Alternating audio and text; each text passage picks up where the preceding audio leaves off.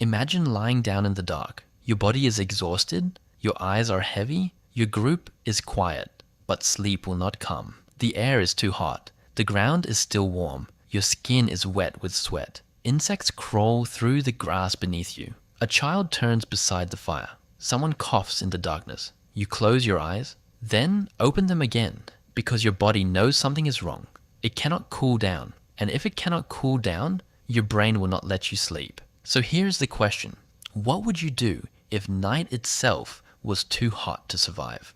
Today, you barely think about this. You set a fan. You turn on air conditioning. You choose a cool room. You sleep on smooth sheets. Your pillow supports your neck. Your mattress lifts you away from the floor. The temperature drops. Your body relaxes. Your hands and feet warm. Your core cools. Then sleep takes you. It feels automatic. But for ancient humans, sleep was never automatic. Sleep had to be earned, not only against predators, not only against cold, not only against hunger, but against heat. The false answer is that night solves heat. Wrong. In many ancient places, night did not become cool enough. The false answer is that humans simply endured it. Wrong again. A body that cannot cool itself does not sleep well. It becomes restless, slow, confused, vulnerable. The deeper answer is that ancient humans engineered cool sleep long before fans, roofs, or machines. They used skin, sweat, bedding, ash, plants, timing, group sleep, open sky, wind, water, and architecture. They solved hot nights layer by layer. And the first solution was not outside the body. It was the body itself. Humans are strange animals. We are not covered in thick fur. Compared with other primates, we look unfinished. But that exposed skin is not a mistake. It is technology made by evolution. Your ancestors once lived under brutal heat. They moved through open grasslands. They walked long distances. They ran. They tracked animals. They carried food. They crossed exposed land under a savage sun.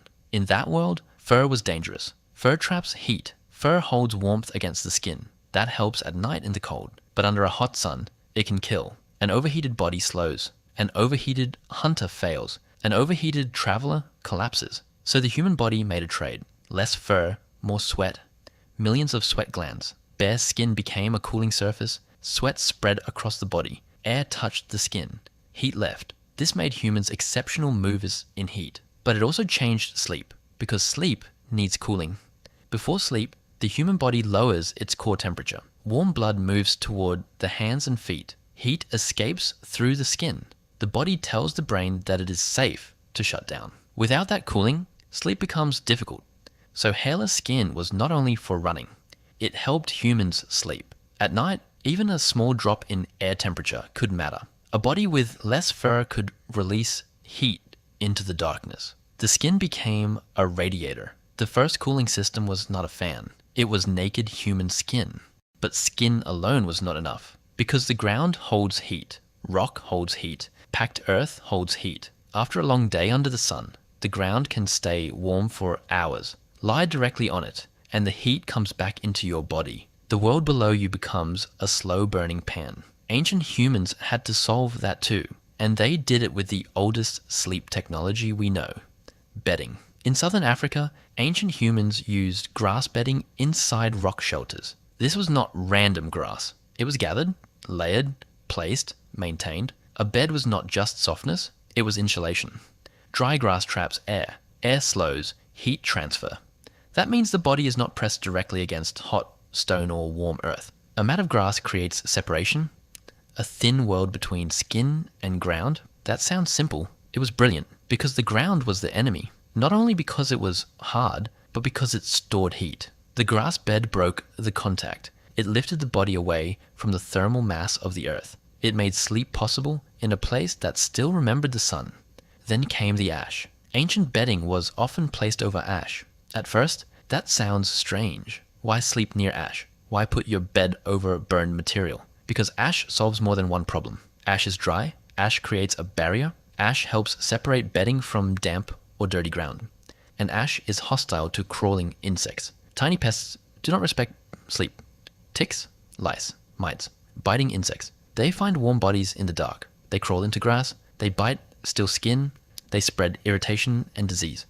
Ash can dry them out. It can clog tiny breathing structures. It can make the sleeping surface harder for pests to invade. So ancient bedding was not only a mattress, it was a treated surface, a defensive floor, a sleep machine made from grass and fire. And sometimes, plants were added for protection. Certain aromatic plants repel insects. Some leaves release strong smells. Some discourage biting pests. Ancient humans did not need chemistry books. They had memory. They knew which plants worked. They knew which bedding made people wake with fewer bites. They knew which leaves smelled strong. They remembered. They repeated. They taught children. This is the pattern of ancient survival. Observation becomes habit. Habit becomes tradition. Tradition becomes technology. So hot sleep was not just about cooling.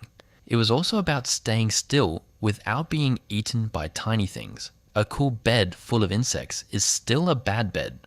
Ancient humans needed both, thermal protection and pest protection. But even the best bedding could fail when the air stayed hot. If the air around the body is too warm, sweat does not help enough. Heat has nowhere to go. The body waits. The brain resists sleep. So ancient humans used the most powerful cooling tool available, time. They did not always sleep when the sun disappeared. They slept when the temperature allowed it. That is a very different way to think about night. Modern people often imagine darkness means bedtime. Ancient bodies knew better. Darkness is not enough. Coolness matters. If evening stayed hot, sleep came later. If the air finally dropped, sleep became possible. The body waited for permission from the night. This means ancient sleep was probably flexible. Later on hot nights, earlier on cool nights, shorter in heat, longer in cold. Sleep followed temperature like an animal follows water. And ancient humans may not have slept in one clean block. The idea of one perfect, uninterrupted sleep is modern for many people. Older human sleep was often broken. A first sleep, a waking period, a second sleep.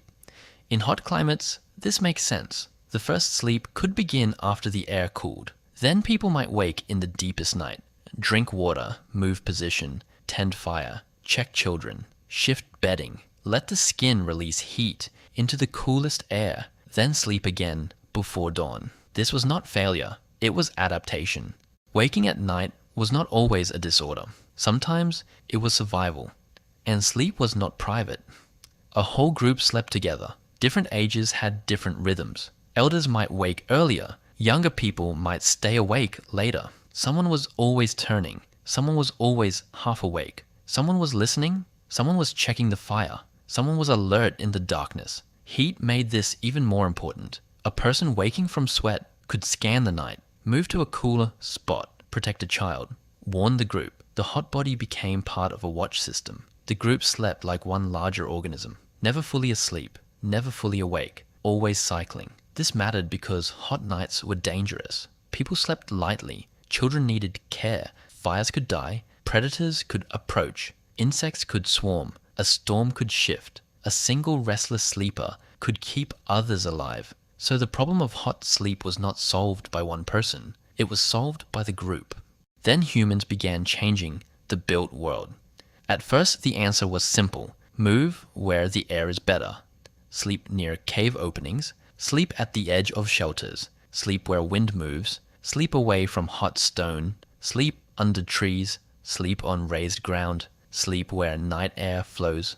Ancient humans did not need thermometers. They felt microclimates with their skin. One rock wall radiates heat. One patch of ground cools faster. One hollow traps warm air. One ridge catches breeze. One open place loses heat to the night sky. The skin was the measuring tool. The body knew. Later, as villages and cities appeared, architecture took over some of the work. People built for heat. Flat rooftops became sleeping places. Courtyards opened houses to the night. Thick walls blocked daytime heat. Windows and doorways guided air. Wet reed mats cooled moving air. Clay pots of water cooled rooms through evaporation.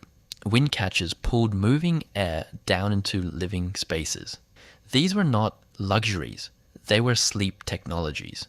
Because if you cannot cool the body, you must cool the air. If you cannot cool the air, you must move the body. If you cannot move the body, you must change the building. Ancient people understood this without modern physics. A roof can trap heat. Open sky can release it. A courtyard can breathe. A wall can shade. Water can cool. Wind can be captured. Shade can be stored. Night can be used. This is the same intelligence that made grass beds and ash layers. Different materials, same problem. How do you let the human body cool enough to sleep? Look at the full chain. The body lost fur. The skin sweated. The bed lifted the sleeper from hot ground. Ash dried the layer beneath. Plants fought insects. Sleep shifted into cooler hours. Night waking became useful. Groups shared alertness. Shelters used breeze. Rooftops used the sky. Courtyards opened the air. Wet reeds cooled wind. Clay pots cooled rooms. Wind towers guided air downward. Every solution answered one part of the hot night. Too much body heat. Too much ground heat. Too many insects. Too little airflow. Too much trapped air. Too much danger in deep sleep. Ancient humans did not have air conditioning, but they had attention. That was their real technology. They watched the body. They watched the ground. They watched insects. They watched wind. They watched the night temperature. They watched each other. Modern sleep hides this from you. Your thermostat replaces the night breeze. Your mattress replaces grass and ash. Your fan replaces a wind opening. Your sheets replace plant fibers and hides. Your screened windows replace insect plants. Your alarm clock replaces the group's rhythm. Your bedroom replaces the open roof. But your body is still ancient. It still needs to cool. Your hands and feet still help dump heat. Your skin still releases warmth. Your sleep still breaks sometimes. You still wake in the night for no clear reason. You still turn the pillow to the cool side. You still throw off a blanket when too hot. You still search for air with your body. That is not random. That is inheritance. Tonight, when you lie down, your brain will wait for the same ancient signal. Cool down. Release heat. Make the body safe enough to disappear.